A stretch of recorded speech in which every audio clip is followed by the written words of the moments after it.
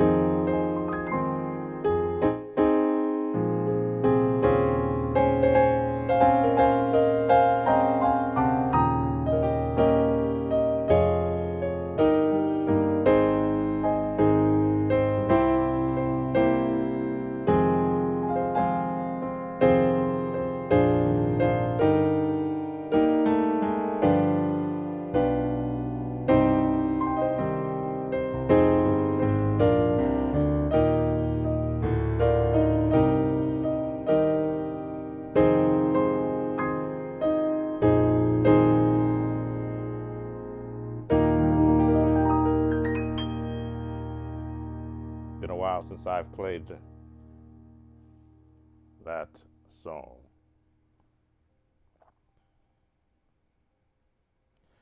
All right. Again, thank you all for spending